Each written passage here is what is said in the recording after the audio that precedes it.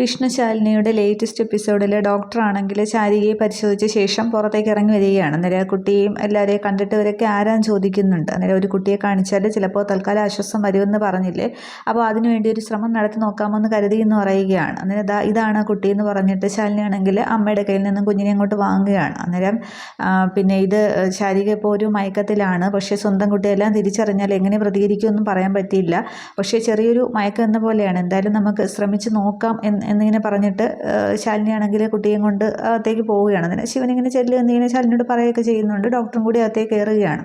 അന്നേരവും ശാരികയാണെങ്കിൽ ഇങ്ങനെ പാതി മയക്കത്തെ ഒരു അബോധാവസ്ഥയിൽ എൻ്റെ മോളെ കാണുന്ന ശാലിനി മോളെ കൊണ്ടുവന്നു എന്നൊക്കെ ഇങ്ങനെ പറഞ്ഞുകൊണ്ടിരിക്കുകയാണ്. അങ്ങനെ ഡോക്ടർ പറയുന്നുണ്ട്, ദേ ശാരികയെ നോക്കിക്ക്, ആരാ വന്നിരിക്കുന്നത് നോക്കിയെന്ന് പറയുകയാണ്. എന്നിട്ട് ശാലിനിയോട് പറയുന്നുണ്ട് മോളെ കൊണ്ടുവന്നു എന്ന് പറയാനായിട്ട്. അന്നേരം ദേ ചേച്ചി മോള് എന്നിങ്ങനെ അത് വിഷമിച്ചാണ് ശാലിനി പറയുന്നത്. അന്നേരം കണ്ണിങ്ങനെ പാതി തുറന്നിങ്ങനെ നോക്കുന്നുണ്ട്. പക്ഷേ കറക്റ്റായിട്ടുള്ള രൂപം ശാരിക കുഞ്ഞിനെ കാണുന്നില്ല.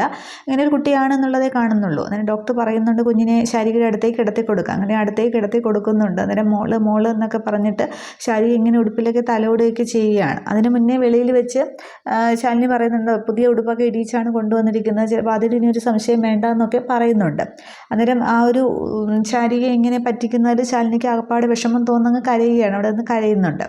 ഇതേസമയം അവിടെയാണെങ്കിൽ സത്യഭാമയുടെ വീട്ടിലെ രാഘവൻ നായർ ആകെ ഭാമയോട് ബഹളം ചൂടാവുകയാണ്. ഞാൻ ഈ വീട്ടിൽ ആരാന്നൊക്കെ ചോദിക്കുന്നു. രാഘവേട്ടൻ ഇപ്പോൾ എന്താ വേണ്ടതെന്ന് പറഞ്ഞ് തിരിച്ച് ഭാമ ദേഷ്യപ്പെടുന്നുണ്ട്. അന്നേരം പിന്നെ എൻ്റെ വാക്ക് ഒന്നും എന്നോടും പറയാതെ ഇവിടെ ശാലിനി ഇവിടെ നിന്ന് ഇറക്കി വിട്ടില്ല, എന്തിനാ ഇറക്കി വിട്ടത് എന്താണെന്നൊക്കെ ചോദിക്കുന്നുണ്ട്. അന്നേരം അവളെ ഞാൻ ഈ വീട്ടിൽ കേട്ടില്ല, അവളുടെ തനിക്കൊണ്ട് എനിക്ക് മനസ്സിലായി എന്ന് പറയുകയാണ്. അന്നേരം എന്താ കുട്ടികൾക്ക് അമ്മയുണ്ട്, വിഷ്ണുവിൻ്റെ ഭാര്യയാണ്, പിന്നെ അവളെ നീ കുറേ കാലം ഇറക്കി വിട്ടില്ലേ, നാട് മൊത്തം അവർ അലഞ്ഞില്ലേ, അതിൻ്റെ ഫലമൊക്കെ നിനക്ക് അറിയില്ലേ എന്ന് പറയുകയാണ്.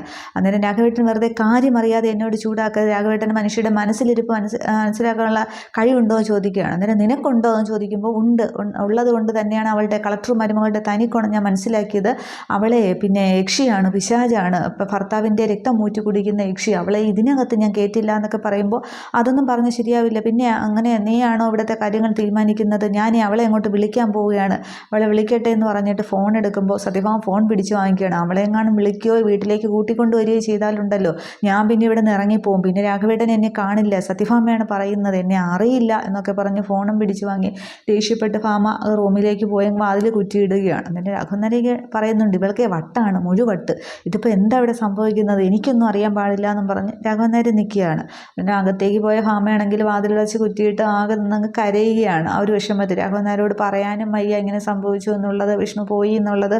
അകപ്പാടെ ആ ഒരു ഉള്ളിലുള്ള വിഷമം ദേഷ്യമായിട്ടാണ് അവിടെ രാഘവനാരുടെ മുന്നിൽ ഭാമ പ്രകടിപ്പിക്കുന്നത്. പക്ഷേ ആരും കാണാതെ ഒറ്റയ്ക്ക് നിന്ന് കരയുകയാണ് ചെയ്യുന്നത്.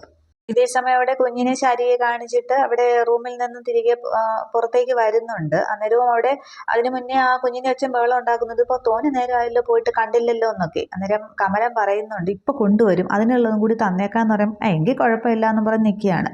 അതിനുശേഷം ശാലിനിയാണെങ്കിൽ കുഞ്ഞിനെയും കൊണ്ട് ഇറങ്ങി വരുന്നുണ്ട്. എന്നിട്ട് തിരിച്ച് കൊടുക്കുകയാണ്. എന്നിട്ട് കമലിനോട് പറയുന്നുണ്ട് ഇവർക്ക് എന്താണെന്ന് വെച്ചാൽ വാങ്ങിക്കൊടുക്കുക എന്ന് പറയുമ്പോൾ കമല അവരെയും കൂട്ടി പോവുകയാണ്. അതിനുശേഷം ശാലിനിയാണെങ്കിൽ ഇങ്ങനെ ആകെ വിഷമിക്കുന്നുണ്ട്. മറ്റുള്ളവർക്ക് ബുദ്ധിമുട്ടുണ്ടാകുമെന്ന് കരുതി ഞാൻ മറച്ചു വയ്ക്കുന്ന കാര്യങ്ങൾ എനിക്കെതിരെ തന്നെ വരികയാണ്.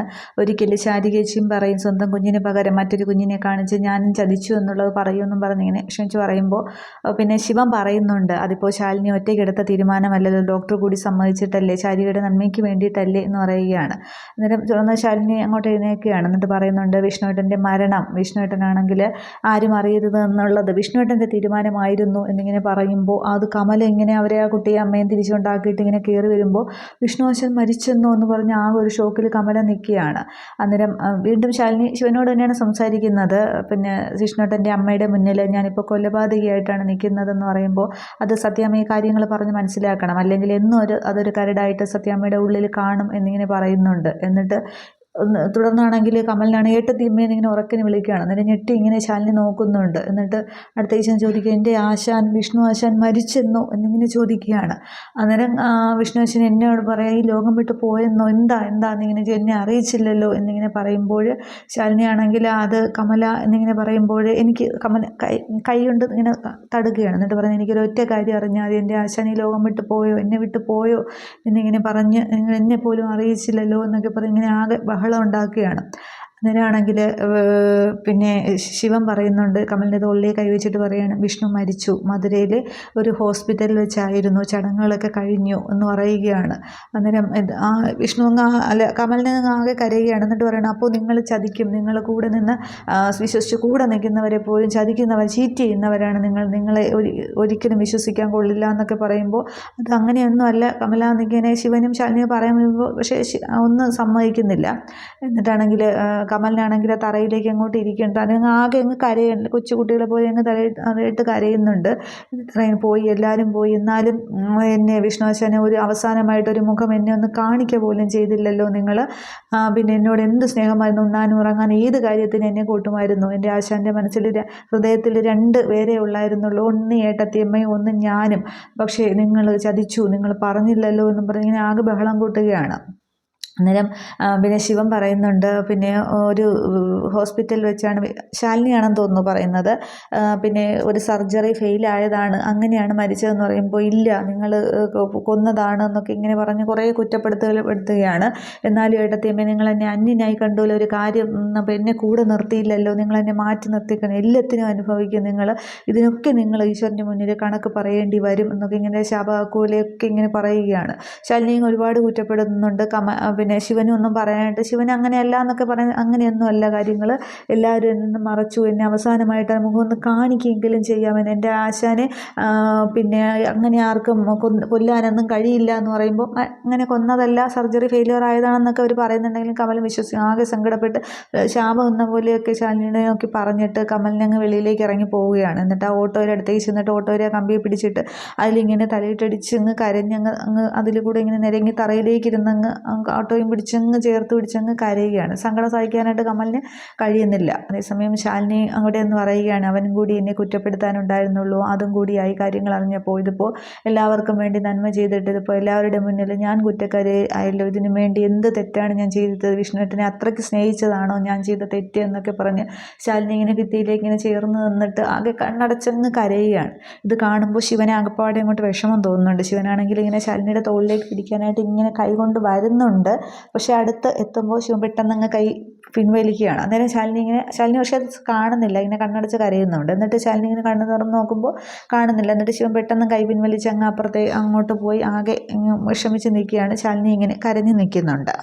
അന്നേരവും വെളിയിൽ ആ ഓട്ടോയും ചേർത്ത് പിടിച്ചിരുന്ന് കരയുന്ന കമല ആലോചിക്കുന്നുണ്ട്, ആശാനെ ഇതുപോലെ എന്നും സന്തോഷമായിട്ട് നിൽക്കണം, പിന്നെ ആശാനെ ഒന്നും പറ്റില്ല, എന്നും സന്തോഷമായിട്ട് ആശാനെ കണ്ടാൽ മതി എന്നൊക്കെ ആ ഒരു വിഷ്ണു ആണെങ്കിൽ അന്ന് തൻ്റെ കാര്യങ്ങളൊക്കെ ഹോസ്പിറ്റലിൽ നിന്ന് അറിഞ്ഞ ശേഷം കമലിനെ രാത്രി വീട്ടിൽ വെച്ച് കാണുന്നുണ്ടല്ലോ. അന്നേരം കമലം പറഞ്ഞതും പിന്നെ വിഷ്ണുവിൻ്റെ മുഖമൊക്കെ ആലോചിച്ച് ഇങ്ങനെ കമല ആകെ സങ്കടപ്പെട്ട് കരയുകയാണ്. അതിനുശേഷം അവിടെ കോടതി മുറിയാണ് കാണിക്കുന്നത്. അവിടെ വേലായുധൻ്റെയും പിന്നെ ഗോപാലകൃഷ്ണൻ്റെ ആ ഒരു നെക്സ്റ്റ് ഹിയറിംഗാണ് കാണിക്കുന്നത്. അന്നേരം അരുണ കൃഷ്ണമൂർത്തിയാണ് ഇവർക്ക് വേണ്ടി ഹാജരായിരിക്കുന്നത്. പിന്നെ ചന്ദ്രയും ശിവനും ഒക്കെ കോടതിയിലുണ്ട്. അന്നേരം പബ്ലിക് പ്രോസിക്യൂട്ടർ വാദിക്കുകയൊക്കെ ചെയ്യുന്നുണ്ട്. ഇവർ ക്രിമിനൽ പശ്ചാത്തലമുള്ളവരാണ്, ഇങ്ങനെ കോടതി അല്ല അമ്പലം കുത്തി തുറന്ന് കാണിക്കാൻ വെച്ച് കുത്തുന്ന മോഷണം നടത്തിയാണ്, ജാമ്യം കൊടുക്കരുത് എന്നൊക്കെ പറഞ്ഞ് വാദിക്കുമ്പോൾ ഒബ്ജെക്ഷൻ എന്നൊക്കെ പറഞ്ഞ് അരുണ എഴുന്നേൽക്കുന്നുണ്ട്. അന്നേരം ജഡ്ജി പറയുകയാണ് വാദിക്കാനായിട്ട്. അന്നേരം അരുണ പറയുന്നുണ്ട്, പിന്നെ 2-3 കേസുകളിലുണ്ട്. 2023 ഒരു പെറ്റി കേസ്, പിന്നെ ഒരു ചീട്ട് കളിച്ചതിലുണ്ടായ, പിന്നെ ഒരു അതിർത്തി തർക്കത്തിൽ ഇടപെട്ടത്, ഇതൊക്കെ എങ്ങനെയാണ് ക്രിമിനൽ കേസുകളാവുന്നത്? അപ്പോൾ എൻ്റെ പ്രതിഭാഗം വക്കീലിനോട് എനിക്ക് ചോദിക്കാനുള്ളത്, ക്രിമിനൽ കേസ് എന്ന് വെച്ചാൽ എന്താണ് എന്നൊക്കെ ഇങ്ങനെ പറഞ്ഞ് ചോദിക്കുകയാണ്. അപ്പോൾ ഈ ഇന്ദുകലാധരൻ ആ ഒരു പബ്ലിക് പ്രോസിക്യൂട്ടർ അദ്ദേഹമാണെങ്കിൽ പറയുന്നുണ്ട് ഒരു സാക്ഷിയെ വിസ്തരിക്കാനായിട്ട്. അന്നേരം അന്ന് രാത്രി വേലായുധനെയും ഗോപാലകൃഷ്ണനെയും കണ്ട 2 പേരിൽ ഒരാളെയാണ് വിസ്തരിക്കുന്നത്. അന്നേരം വേലായുധനും പിന്നെ ഗോപാലകൃഷ്ണനും ഒക്കെ ഇങ്ങനെ സാക്ഷി പ്രതിക്കൂട്ടിലിങ്ങനെ പാവങ്ങളെ പോലെ ഇങ്ങനെ നോക്കി നിൽക്കണം. വേലായുധന് ഒരു കുശലും ഇല്ല, പക്ഷേ ഗോപാലകൃഷ്ണൻ ഇങ്ങനെ ആകെ വിശ്രമിച്ചാണ് നിൽക്കുന്നത്. അന്നേരം അയാളെ വിസ്തരിക്കുന്നുണ്ട്. പേരൊക്കെ ചോദിക്കുമ്പോൾ സഹദേവൻ എന്ന് പറയുന്നുണ്ട്. തുടർന്ന് എന്താണ് കണ്ടതെന്ന് ചോദിക്കുമ്പോൾ അന്ന് ഇവരെ അറിയാമോ എന്ന് ചോദിക്കുമ്പോൾ അതേ, കാണിക്കവഞ്ചി കുത്തി തുറന്ന് മോഷ്ടിച്ചവരാണ് ഞാനും എൻ്റെ കൂട്ടുകാരനും കൂടി ജോലി കഴിഞ്ഞ് വരുമ്പോൾ ആൾത്തറയിൽ കിടക്കാനായിട്ടാണ് വന്നത്. അവിടേക്ക് വരുമ്പോൾ 2 പേര് ഇങ്ങനെ ഇറങ്ങുന്ന കണ്ടു. ഒരാൾ ഓടി, ഒരാൾ പണവുമായിട്ട് തിടപ്പള്ളി കയറി വാതിലടച്ചു എന്ന് പറയുന്നുണ്ട്. അന്നേരം പിന്നെ എന്ത് ജോലിയാണെന്ന് ചോദിക്കുമ്പോൾ എന്തും ചെയ്യും, എല്ലാ ജോലികളൊക്കെ ചെയ്യുമെന്ന് ഇയാൾ പറയുന്നുണ്ട്. അന്നേരം അരുണയോട് ജഡ്ജി ചോദിക്കുന്നുണ്ട്, എന്തെങ്കിലും ചോദിക്കാനുണ്ടോ? അന്നേരം ഉണ്ട് എന്ന് പറഞ്ഞിട്ട് അരുണ എഴുന്നേറ്റിട്ട് സഹദേവനോട് ചോദിക്കുന്നുണ്ട്, നിങ്ങൾക്ക് സ്വന്തമായിട്ട് വീടില്ലേന്ന് ചോദിക്കുകയാണ്. അന്നേരം ഉണ്ട് എന്ന് പറയുക. അന്നേരം കൂട്ടുകാരനും ഇല്ലേന്ന് ചോദിക്കുമ്പോൾ ഉണ്ട് എന്ന് പറയുന്നുണ്ട്. അന്നേരം എങ്കിൽ പിന്നെ നിങ്ങൾ എന്തിന് അമ്പലത്തിൽ ആൽത്തറയിൽ കിടക്കാൻ വന്നു എന്ന് ചോദിക്കുമ്പോൾ ഇയാളൊന്ന് പരുങ്ങുകയാണ്. അന്നേരം ഇയാളിങ്ങനെ ആ വാദിഭാഗം വക്കീലിനെ നോക്കുന്നുണ്ട്. അന്നേരം അരുണ് ശ്രദ്ധിക്കുകയാണ്. എന്നിട്ട് പറയുന്നുണ്ട്, വക്കീലിനെ നോക്കിയിട്ട് യാതൊരു കാര്യവുമില്ല, കോടതി മുമ്പിലാണ് നിങ്ങൾ സത്യം പറയേണ്ടത്, സ്വന്തമായിട്ട് വീടുണ്ടായിട്ട് നിങ്ങൾ എന്തിന് അമ്പലത്തിലെ ആൽത്തറയിൽ കിടക്കാൻ വന്നു എന്നിങ്ങനെ ചോദിക്കുമ്പോൾ അയാളിങ്ങനെ ആകെ പരിങ്ങി നിൽക്കുകയാണ്. അത്രയുമേ കാണിക്കുന്നുള്ളൂ. അപ്പോൾ ഇനി അവിടെ എന്തെങ്കിലും ഒരു പഴുതൊപ്പിച്ച് ആണെങ്കിൽ അരുണയാണെങ്കിൽ അവർക്ക് ജാമ്യം വാങ്ങിച്ചു കൊടുക്കും. വേലായുധന് ജാമ്യം കിട്ടില്ല, ഗോപാലകൃഷ്ണൻ ജാമ്യം കിട്ടുകയാണ് ചെയ്യുന്നത്. ഇത്രയുമാണ് ഈ ഒരു എപ്പിസോഡിൽ. അടുത്ത എപ്പിസോഡിൽ ആ ജാമ്യം കിട്ടുന്നതും പിന്നീട് ശാലിനി വരുന്നതും ഒക്കെയാണ്, ഫാമയുടെ വീട്ടിലേക്കും ഗോപാലകൃഷ്ണൻ അവിടേക്ക് വരുന്നതും ഒക്കെയാണ്. അതൊക്കെ കാണാം. Okay, thank you.